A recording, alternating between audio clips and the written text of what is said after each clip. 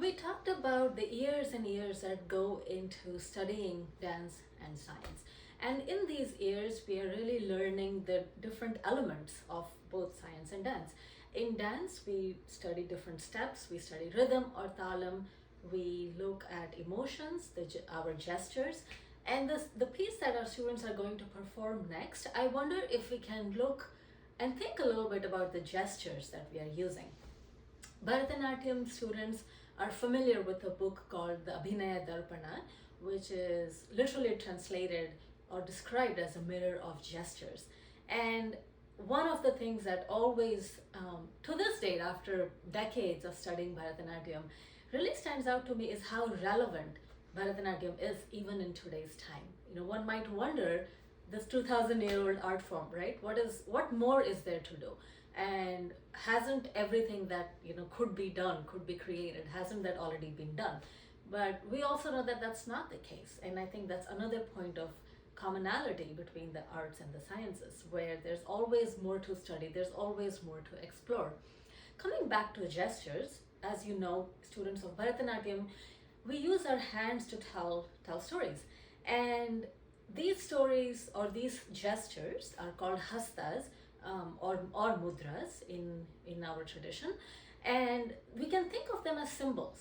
And I remember growing up in Ahmedabad, one of my earliest memories was I hadn't yet learned how to read, but I was going through a book and I was looking at these words and I was just fascinated by the shape of the words, and this really led to my love for words. And really thinking about how these seemingly random shapes on a piece of paper tell us something, and there's a story to be told, there's a narrative. In a similar way, these hastas are giving us a narrative, and there's meaning in each of these gestures. In Bharatanatyam, we have gestures for animals. For example, this is a peacock, a deer, a bird. We also have gestures for various deities. While this gesture is used to show a flute, we also know that it is used to show Krishna, who is seen with a flute. A peacock, while can be used to show a peacock, it can also be used to show Lord Kartikeya, whose vehicle is a peacock. So how does the brain make sense of these symbols around us?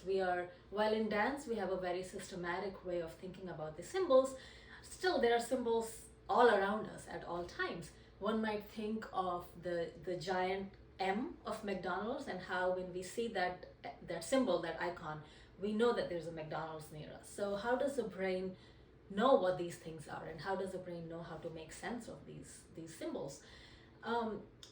When we think of reading, so looking at reading, or how children learn how to read, or how as adults we learn to read a new language for us, is a great way to understand how the brain makes sense of symbols. And studies done using MRI scans have shown the involvement of a very specific part of the brain called the ventral occipitotemporal cortex. This is a part of the brain that's located in our temporal cortex, somewhere towards the back. And what scientists found using MRI scans is that there was also a gradient. So there was also a change with how involvement of this part of the brain happened as people were learning, and once they had already recognized what these symbols meant. And this gradient was that there was more activity towards the back portion of this brain region, and as folks learned a particular symbol, there was more activity towards the frontal part of the brain. And so even in this very specific example, we can see how there's specificity in the part of the brain that is involved. In the piece that our students are going to do next, I wonder if we can take a look at the gestures they're going to be using. This piece is called a Tridevi Stuti, and students will be praying or will be dancing to three goddesses: Goddess Lakshmi, Goddess Saraswati, and Goddess Durga. As we know, Goddess Lakshmi is the symbol, or she is the goddess of wealth, of good fortune, of prosperity. Goddess Saraswati, who's shown in a white sari, she is a symbol of knowledge and somebody who dispels darkness and ignorance and ego.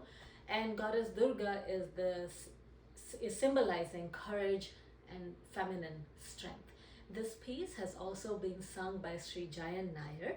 The ragam, there are various ragams used, so it's Ragamalika or a garland of ragams, and the talam is Adi. I hope you enjoy it.